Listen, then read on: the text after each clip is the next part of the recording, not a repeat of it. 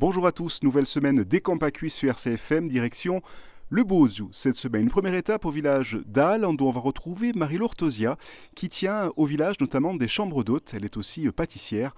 On la retrouve tout de suite. RCFM et Campacui.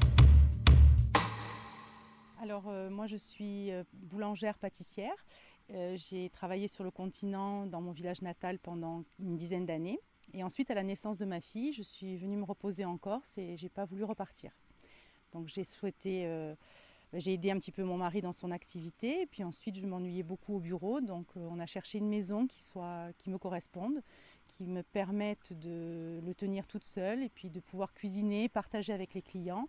Et puis surtout faire découvrir tout ce que la Corse nous réserve de richesse au niveau produits bruts. On a des fromages exceptionnels, on peut tout transformer ici et c'est vraiment très agréable. C'est ce que j'aime faire par-dessus tout, à la fois la pâtisserie et la cuisine, faire partager ça aux clients.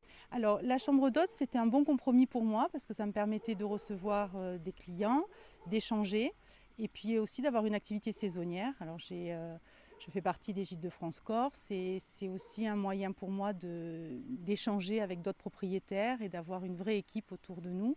Donc pour moi, c'était l'aboutissement un petit peu de tout ce que je savais faire. Boulangerie, pâtisserie, accueil et partage. Alors, on ouvre le 15 avril et on ferme le 15 octobre.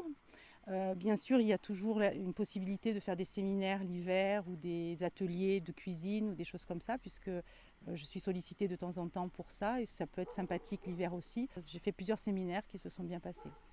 Alors 80% de la clientèle vient du continent. Maintenant, depuis quelques années, j'ai quelques Corses qui viennent se reposer, se ressourcer un petit peu à la maison. Une des liens d'amitié aussi avec des gens qui sont dans le sud et qui ont envie de prendre un peu le frais l'été. Ensuite, il y a une dizaine de pourcents d'étrangers avec des Belges, des Canadiens. Alors, les produits que je propose, ce sont des pâtes fraîches que je vends à robe à paysanne avec des pâtes sèches également, qui sont séchées au soleil. Et puis, sinon, tout est vendu en vente directe à la maison d'hôtes, c'est-à-dire ce sont mes clients qui m'ont sollicité pour leur faire des confitures qu'ils puissent emporter chez eux et ramener un petit peu des produits corses chez eux.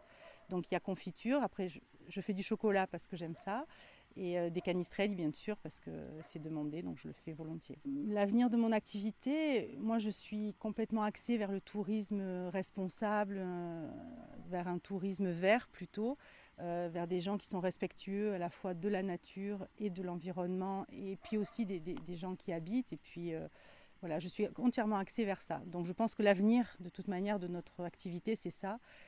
Et on met tout en œuvre avec les Gîtes de France-Corse également pour faire un tourisme de qualité. E domani dall'anno ci andremo in Bustagni per droit un porcaglio madino commerciante Jean-Charles Tadei. E domani dunque per la nostra seconda tappa dei Campacui in Teuzio. RCFM et Campacui.